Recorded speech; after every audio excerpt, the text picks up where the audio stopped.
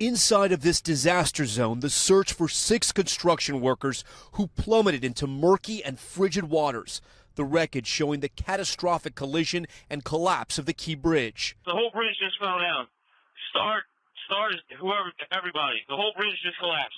A live stream capturing the moments a nearly 1,000-foot cargo ship smashed into Baltimore's iconic Francis Scott Key Bridge, sending it plunging nearly 200 feet. It looked like something out of an action movie.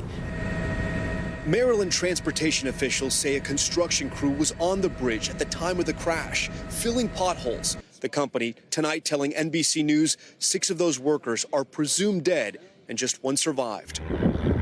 We went into the air late this afternoon. As we fly over this disaster, you can actually see how the bridge collapsed. When the vessel crashed into those concrete pilings, they seemed to crack, sending the bridge, all that steel, into the cargo vessel and then right into the river. The webs of mangled steel that tore through the ship's hull and are still jutting out of the water, making conditions unsafe for dive teams to enter. On this helicopter, we have a special camera that has a hyper zoom feature, and as we get closer to the cargo vessel, you're struck by how the bridge, something that at one point looked so sturdy with concrete and steel and those pilings, is now almost completely gone or wrapped around the vessel that crashed into it. The vessel, identified as the Singapore flag container ship Dolly, was heading to Sri Lanka out of the port of Baltimore. The ship's operator, Synergy, says all crew members have been accounted for and that it's cooperating with the investigation. We chose not to board the vessel today to allow some time for the search and recovery, which we did not want to interfere with.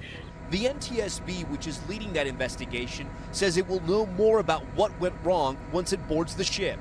From up here, you also get a sense of just how big this ship is, right? It's 950 feet long. That's almost about the same size as the Empire State Building. And when you look at the deck, it is covered in containers, stacked nearly 10 high.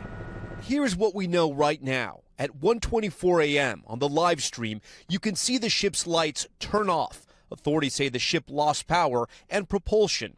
1 minute later, at 1:25, the lights flicker back on. Dark smoke starts to billow out of the ship's chimney, and the ship issued a mayday call, an urgent rush to stop vehicle traffic on the bridge. Transit police issuing this command at 1:27 a.m. I need one of you guys on the south side, one of you guys on the north side, hold all traffic on the Key Bridge. There's a ship approaching that just lost their steering. So until you get that under control, we got to stop all traffic. At 1:28, the last few vehicles passed the flashing lights of the construction crew. Being able to stop cars from coming over the bridge, these people are heroes. They saved lives last night. Just 30 seconds after the last driver clears the bridge, impact. The bridge's superstructure collapsing seconds later. President Biden at the White House today expressing his support for the families of those still missing on the collapsed bridge, one he says he commuted over many times himself. To the people of Baltimore, I want to say we're with you. We're going to stay with you as long as it takes.